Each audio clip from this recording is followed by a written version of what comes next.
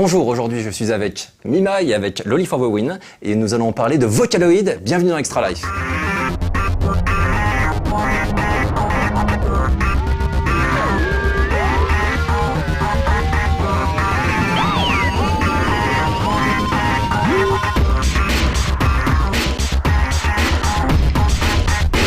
Alors on va commencer déjà très brièvement par te présenter. Parce que tu t'occupes en fait déjà du site vocaloid.fr. La communauté francophone, oui. C'est ça. Et alors quel est ton parcours un petit peu par rapport à la culture japonaise, etc. Est-ce que tu peux nous expliquer ce qui t'a accroché? C'est en 2006 j'ai commencé à regarder des animés.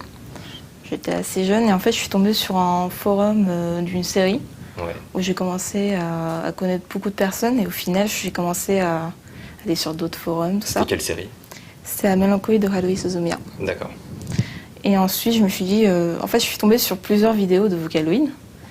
Et j'étais amie avec une personne. Et puis, au final, on s'est dit pourquoi ne pas créer notre propre communauté pour faire découvrir ça aux Français. Ouais. Et donc, ensuite, on a commencé et les gens nous ont suivis. Et au final, maintenant, on est à, on va dire, environ 1000 membres. D'accord, ok. Vocaloid, alors bon, pour les gens qui, comme moi, ne connaissaient pas il y a encore quelques temps, c'est quoi exactement? Alors, Vocaloid, ça part d'un logiciel qui est édité par Krypton, je crois, et qui se base sur une banque vocale de Yamaha, et donc qui permet d'éditer des lignes de chant grâce à ce logiciel. Donc, pas besoin de chanteuse. Donc c'est un logiciel de synthèse vocale, c'est-à-dire qu'on va taper un texte qui sera chanté ensuite par ce logiciel. Exactement. Ouais. Ce qui permet ensuite aux gens de créer donc, faire tout ce qu'on veut, des fichiers sons de base, et ensuite ces fichiers sons peuvent servir à créer des clips. Certains clips ont été diffusés sur No Life. Donc est-ce que vous pouvez nous parler ensuite du phénomène lui-même? De quelle manière a-t-il explosé au Japon? Quelle est son ampleur exactement? Parce que je crois que c'est assez énorme, puisqu'en fait... Il est énorme, il y a des concerts au Japon, il y a eu même une diffusion de concerts en France qui s'est passée à Torcy en novembre 2011, me semble. En fait, ça a commencé, je pense, quand certains groupes, il y a des compositeurs très talentueux qui ont commencé à s'intéresser à ce phénomène, voilà. Et ça a commencé à intéresser les gens, les dessinateurs, les compositeurs, il y en a même des professionnels qui composent. Il y a des chanteurs en fait qui reprennent les chansons Vocaloid. Et donc du coup je pense que les gens se disent pourquoi moi je peux pas participer à ce phénomène. Et donc du coup il y a tout le monde qui dessine, vous pouvez faire ce que vous voulez avec Vocaloid. Vous pouvez changer les personnages, vous pouvez faire des clips, vous pouvez créer votre histoire en fait. Parce que Vocaloid un peu c'est, on va dire en fait il y a juste une base. Et au final c'est vous qui créez l'histoire. D'accord. C'est la communauté qui a un petit peu enrichi le truc, quoi. On est parti de l'avatar Hatsune Miku. Qui est Hatsune Miku? Hatsune Miku, je crois que c'est une jeune fille de 16 ans. Elle n'a pas de caractère propre. Son objet fétiche, c'est le poireau. C'est les fans qui ont dit que son objet fétiche, c'est le poireau. Oui, voilà. Encore une fois, c'est un ajout des fans, quoi. En fait, sa particularité à la base, c'était son costume qui était inspiré d'un clavier Yamaha qui faisait référence justement au fait que sa voix a été faite à partir de techniques de Yamaha. Voilà. Okay. Et donc du coup, alors arrêtez-moi si je dis des bêtises, donc il y a plusieurs avatars qui sont affectés à une voix. Donc il existe plusieurs voix, on peut créer donc, ses propres chansons avec différentes intonations, et chaque intonation, chaque voix, chaque timbre correspond à un personnage, à un avatar en quelque sorte. Un avatar et aussi à des émotions. Parce qu'en fait, on va dire qu'il y a une nouvelle série qui est sortie des Vocaloid dernièrement qui s'appelle Les Append, où on a plusieurs émotions, par exemple des Worms, qui est une voix chaude, une voix cold, pour quelque chose d'assez froid, assez distant, une voix sweet qui est mignonne. Et en fait, ça donne encore plus de caractère aux compositeurs qui permettent de donner encore plus d'émotion aux personnages, en fait. D'accord. Et est-ce que vous pouvez nous parler maintenant un petit peu du phénomène en France? Donc, comment ça se passe au niveau de la communauté? Est-ce que un jour, on pourra voir, par exemple, je sais que des clips donc, sont diffusés sur No Life, est-ce qu'on pourra avoir des clips diffusés sur MTV, sur M6, ce type de chaîne? Est-ce que ça peut toucher un plus large public que les gens qui ont un affectif fort par rapport au Japon, par rapport à l'animé? Premièrement, la communauté va bien. Les gens sont créatifs et je suis contente de ce qui se passe. Ensuite, je ne suis pas sûre en fait de ce que ça pourrait arriver en France parce qu'il y a un peu Il y a un peu de réticence quand même. Il y a un peu de réticence. Truc, il y a les gens qui en fait, ils se disent ah c'est japonais, ils portent des costumes traditionnels, ils mangent du poisson, ils mangent c'est une voix électronique, c'est pas C'est authentique. Ils disent souvent que moi c'est c'est les commentaires que je reçois quand je parle de ça, quoi. C'est un peu ridicule parce qu'aujourd'hui sur tous les clips qui sont diffusés, toutes les voix sont modifiées un petit peu. Oui, donc c'est voilà. Du coup, surtout quand on engage des chanteurs qui savent pas chanter. Enfin, ça c'est une autre question. Non, par contre récemment non, ça fait quand même quelques années, mais je me rappelle d'un passage dans une grande émission d'une grande chaîne de télé où ils ont parlé des premiers concerts et que ça a été limite, oui voilà, donc ça a été comparé à René Lataupe.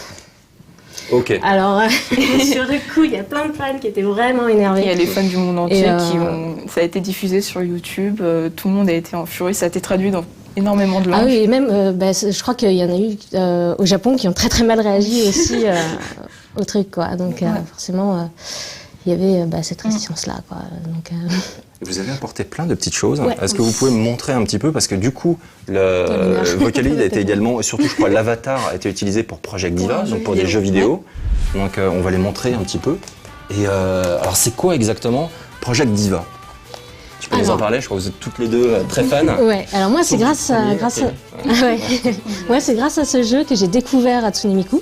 C'est-à-dire qu'à la base je suis très fan de jeux musicaux et que quelqu'un m'a montré le jeu en me disant bah tiens tu vas adorer et tout. Et quand j'ai vu le gameplay, ça m'a tout de suite fait penser à Os Tatakae Oendan sur DS et en même temps un peu à Guitaruman. Donc c'était deux jeux que j'adorais et je trouvais que le mix marchait bien. Et au fil du jeu, des écoutes, comme ça, j'ai commencé à bien aimer et à m'intéresser à tous les personnages, aux phénomènes. Et puis après, de fil en aiguille, c'est les vidéos sur Internet, les artbooks, les figurines, et puis ça ne s'arrête plus. Quel est le lien exact entre Vocaloid et le jeu vidéo? Parce que je crois que le concert qui s'est tenu à Torcy, donc c'était des chansons de jeux Sega qui étaient reprises donc avec Vocaloid. Donc pourquoi, quel est le lien? En fait, on peut dire que le jeu était entièrement créé par les fans, parce que les chansons qui sont présentes dans le jeu, c'est les chansons des amateurs, des compositeurs Vocaloid. D'accord. Donc on va dire en fait juste Sega a pris un peu les droits d'auteur amateurs et a juste créé un avatar 3D modèle un peu plus réussi que ceux des fans. Et il les a fait chanter. Et très bien animé d'ailleurs. Ça, c'est un truc qui m'avait surpris. Je pense qu'ils ont fait de super mock-up sur les danses ou les chorés parce que c'est assez bien réussi. Et du coup, je pense qu'ils ont aussi utilisé la même chose pour les concerts. Et je crois qu'il y a également des concerts avec carrément des projections d'hologrammes. Alors, c'est pas vraiment un hologramme. Enfin, je sais pas si on peut appeler ça un hologramme, mais c'est une projection sur écran transparent. D'accord. Okay. Donc un hologramme, ce serait plutôt en 3D qui prend de l'espace, mais là c'est plat. Ça reste plat, mais c'est comme la projection est celle d'un personnage 3D, l'illusion marche plutôt bien. Okay. C'était le cas à Torcy, du coup, il y avait cette projection. Alors, Torcy, c'était pas le concert lui-même, c'était la projection du concert filmé. Il y a eu énormément de personnes, il y a des gens qui ont dansé quand il y avait Miku qui dansait dans la rediffusion. Et il y a également le troisième concert, je me semble, de la série, parce qu'en fait, il y a un concert chaque année juste. D'accord. Le gros concert. Il y en a aussi des concerts à Sapporo, par exemple, pour le festival d'hiver. C'est en fait c'est souvent vers le 9 mars, parce qu'en japonais, en fait, on inverse les dates. Ouais. Et donc, c'est le 3, 9. Et en japonais, en fait, ça se prononce Miku. Ah, d'accord. Et donc, c'est le Miku Days, en fait. Très bien. Et du coup, est-ce qu'il existe également ce Miku Day en France ou Pas vraiment. Pas vraiment. C'est peut-être en projet ou on y réfléchit. Là, ça coûte super cher de rapatrier le matos, donc ce serait bien. Mais... J'ai eu l'occasion d'aller au Japon pour assister à ce type de concert ou d'événement. Moi, je regarde les Blu-ray. Toi, tu échanges un petit peu avec la communauté japonaise ou Krypton. D'accord. Okay. On est en contact. Bien. On est un peu considéré comme la communauté en fait francophone par plusieurs compositeurs ou même la boîte de production elle-même du logiciel. D'accord. Et les concerts, lorsqu'ils sont organisés au Japon, qui est derrière exactement? Du coup, c'est la communauté elle-même qui participe? C'est bénévole? Comment ça se passe? Les concerts? Ouais. Il y a Sega déjà tout d'abord. Pour les modèles. D'accord. La musique, c'est les compositeurs, les animateurs, tout. Et ensuite, il y a souvent des concours pour les tenues des concerts. Ok. Où il y a aussi des concours pour les tenues dans les jeux vidéo. D'ailleurs, il y en a sur la communauté Pia Pro qui est exclusivement réservée à Vocaloid en ce moment. Et en fait, c'est autant les professionnels que les amateurs en fait. C'est un pêle-mêle. D'accord. Et tout qui se mélange. Il y a les jeux et il y a également plein de CD. Est-ce que tu peux nous en parler? Celui-ci par exemple. Alors celui-là, c'est un CD de la Yurei Catharsis qui a fait un passage éclair à la Japan Expo 2011. Ouais. Ils ont fait un concert, mais surtout avec de la musique Toro, D'accord. qui a un autre univers. Ensuite, il y a du Forti MP, qui est un compositeur Vocaloid, qui est très populaire, qui est en train de préparer son nouvel album, il me semble. Du coup, ça cartonne ces albums-là au Japon? Ouais, c'est au top des charts. C'est dans des boîtes de production assez connues. D'accord. On trouve même ceux qui marchent très très bien sur les plateformes de vente MP3. Je vais pas, US ou il y en a qui sont. Il me semble que il y a une pub Google Chrome qui est sortie avec Hatsune Miku. Oui. Ouais. Et en fait, la musique qui a servi pour le clip, elle a été dans les charts, elle a été dans les deuxièmes à côté de Kyari Pamu Pamu et de Capsule en niveau vente. D'ailleurs, il faut savoir que pour cette campagne de pub, Google avait choisi Lady Gaga, Justin Bieber et Hatsune Miku. Donc, faut voir à quel point c'est populaire. Et il me semble qu'Hatsune Miku a beaucoup plus de vues que Lady Gaga. Ah oui, mais moi j'ai vu celle de Lady Gaga et Justin Bieber parce que j'ai regardé celle d'Hatsune Miku. Donc, On va continuer sur les CD un petit peu, celui-ci. Alors celui-là, c'est le CD Anti-Notice de Aki Akane, elle a également été à Japan Expo, qui est un peu particulier en fait parce que c'est une artiste qui est devenue populaire grâce à Vocaloid. Ouais. C'est une chanteuse en fait, on l'appelle la Cendrillon moderne, parce qu'en fait elle fait des covers scrimo, des chansons, et en fait elle a été repérée par une boîte, et du coup elle s'est retrouvée à faire des singles. Il y en a d'ailleurs un qui va bientôt sortir. C'est ce que tu disais au début, en fait. C'est vraiment Vocaloid, c'est une machine à créer les stars, en fait. Ouais. Vocaloid, c'est un peu un tremplin, c'est tout un univers, en fait. Et ça demande, j'aurai une question. On va continuer sur les CD, on va finir, et ensuite j'aurai une question. Celui-là, c'est Alice in Wonderland de Fulka Ponpo. C'est un peu la même chose que Aki Akane, en fait. C'est des reprises. Fulka Ponpo, c'est un compositeur qui compose depuis environ 3 ans, qui a été connu pour une chanson qui s'appelle Piano Lesson et Alice. Et en fait, dans cet album qui est professionnel, il a repris ses chansons Vocaloid mais avec des vrais chanteurs. D'accord. Il y a aussi, par exemple, la doubleuse de Meiko, qui est le premier Vocaloid japonais, qui chante une des chansons. Ok. Et celui-ci? Et celui-là, c'est le maxi-single de Dekonina, qui est un compositeur très populaire, qui passe un peu... la dernière fois, il allait aux États-Unis pour un concert. D'ailleurs, il passe dans le J-Top de No Life. Et c'est lui également, en fait, ce single, c'est un single qui a été produit grâce à Vocaloid. Il y a une des chansons qui est une ancienne chanson Vocaloid qui a été reprise par une de ses nouvelles chanteuses phares. Ok. Et du coup, pour utiliser le logiciel Vocaloid et faire des chansons, quel type de compétences ça demande exactement? Comment ça se passe concrètement? Est-ce que vous avez déjà toutes les deux essayé de créer des chansons via le logiciel? Alors, faut avoir les paroles. Faut avoir les paroles, ouais. Les paroles. Voilà. Donc les paroles sont automatiquement en japonais ou Alors ça dépend. Ça dépend du logiciel. Okay. Voilà, il y a quelques voix, il y a quelques vocaloïds qui sont adaptés pour l'anglais. Il y en a qui commencent à développer d'autres voix encore. Qui va bientôt sortir. Voilà, et puis après c'est le texte, la partition, savoir composer, parce que ça, c'est pas donné à tout le monde. Il faut savoir bien la faire chanter avec les tons. Et puis l'utilisation du logiciel, parce que selon le degré d'expertise, on n'a pas vraiment le même résultat. D'ailleurs, il y a même un avatar qui a été créé pour représenter tous les morceaux un petit peu mauvais, où le micro était mal utilisé, et qui s'appelle Yohane Haku. Voilà, exactement, qui est une version un petit peu qui sait pas chanter, et un peu alcoolique.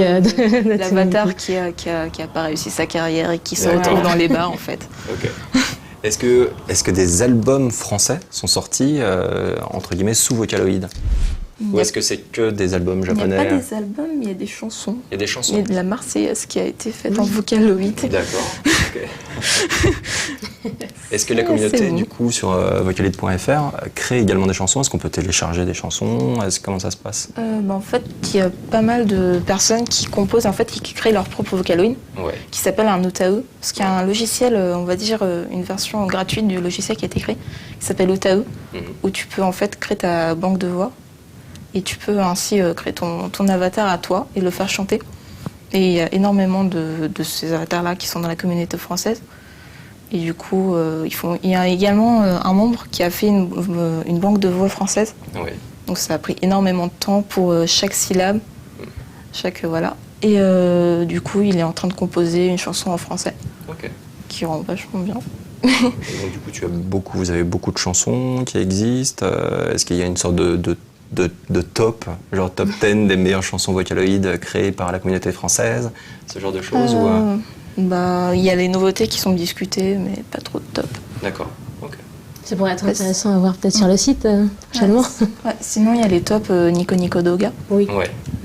Mais justement, quand on parle pas japonais... Le YouTube japonais, c'est bien ça. Ouais. Quand on parle pas japonais, c'est assez pratique d'avoir des tops pour pour trouver des chansons comme ça assez facilement et des bonnes chansons. Il y a des très bonnes chansons qui sont pas assez montrées en fait. D'accord.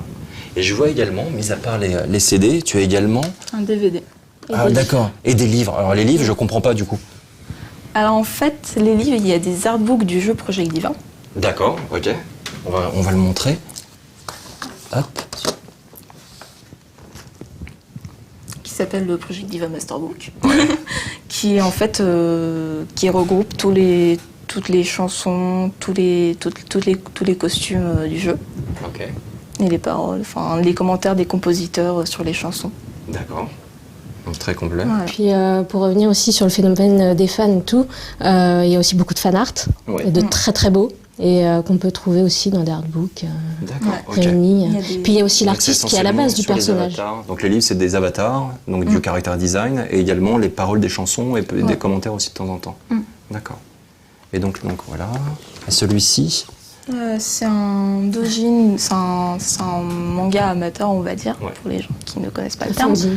Un fanzine, un fanzine sur Vocaloid et d'autres animes. Et en fait, c'est quelque chose de commercial. Du coup, en fait, c'est un peu créé par les fans. D'accord. Qui créent l'univers, les personnages, et voilà. Il y en a beaucoup. Ça part du truc très soft au truc un peu loin, adulte. D'accord. Adulte. Et donc, du coup, quels sont les événements à venir pour la communauté Vocaloid? Là, en ce moment, est-ce qu'il y a une nouvelle version, d'autres avatars qui vont arriver? Quelle est l'actu un petit peu en ce moment? Je dirais Project Mirai, qui vient de sortir au Japon. Malheureusement, la 3DS est zonée, donc il faut avoir une 3DS japonaise.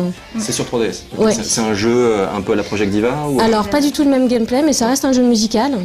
Avec plein de petites features pour jouer avec des mini Vocaloid en SD et en 3D avec l'écran de la 3DS. D'accord, tu récupères la 3DS japonaise alors du coup? Pas encore. J'ai pas encore les moyens, ce sera pour le mois prochain la 3DS japonaise. Quoi d'autre? Il y a les prochaines voice banks qui vont sortir. Dernièrement, il y a eu Vocaloid 3 qui a été officiellement sorti. Ça a été inauguré par un Vocaloid, cette fois-ci coréen, qui s'appelle Shiyu, qui est en fait, quand on a vu la démo, on a complètement halluciné parce qu'on se demandait si c'était la doubleuse qui chantait ou si c'était le Vocaloid lui-même qui chantait en fait dans la démonstration, tellement c'était réaliste. Voilà. Très bien. Merci beaucoup. C'était passionnant. C'était vraiment un univers que je connaissais absolument pas. Donc j'ai découvert Vocaloid. J'ai regardé également certains des clips qui passaient sur No Life et c'est vrai qu'il y en a de très très beaux. Donc merci d'être venu, d'avoir participé à cette émission. Et puis on se retrouve très bientôt pour un prochain Extra Life.